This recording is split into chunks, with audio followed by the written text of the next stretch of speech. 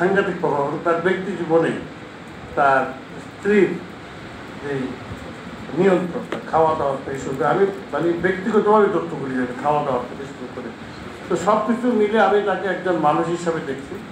বাঙালির চরিত্রবান সুশৃঙ্খল লোক দরকার, নট বিএনপি পার্টি দিতে হবে, কোন দল করে সেটা বড় কথা।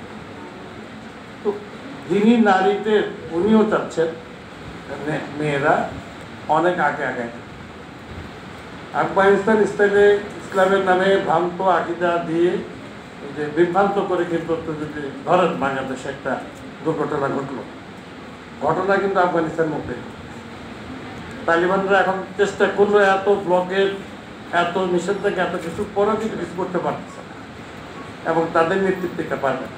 তারা যদি নীতি চেঞ্জ করে, তো বাংলাদেশে দরকার ইসলাম পছন্দ একজন প্রেমিক, বাংলাদেশের নারীদের সংখ্যা 50%-এর উপরে যে সংখ্যা নাই, 50% উপরে মেজরিটি তার, কিন্তু আমরা কি কতটুকু সম্মান দিতে পারি? বাংলাদেশে এই যে শিক্ষকদের দাবি দেওয়া, সবথেকে বেশি দাবি দেওয়াটা আসা দরকার আমাদের কন্যা এবং মাদের, তারা যে এই যে শিক্ষকতা পেশাটা আমাদের থেকে যে উনি ছিলেন, দেখছেন এই যে ঢাকার বাইরে যে মেয়েদের কত ধরনের কষ্ট। একটা পুরুষের যে কোনো জায়গায় যখন তখন চলে যাওয়া, একটা নারীর সেখানে যাওয়াটা সম্ভব না। এত কিছুর মধ্যে মেয়েদের অনেক কিছু প্রয়োজন আছে, অনেক কিছুর প্রয়োজন আছে।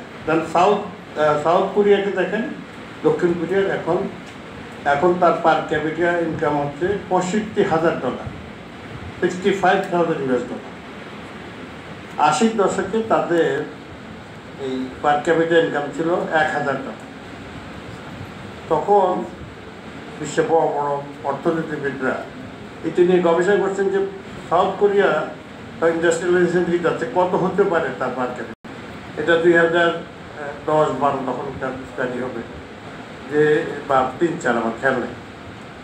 এটা হলে ম্যাক্সিমাম যেভাবে কোটি টাকা $5,000 পর্যন্ত যেতে পারে, কিন্তু সাউথ কোরিয়া সমস্ত এক্সপেকটেশন ক্রস করে এখন কিন্তু $65,000 আপ।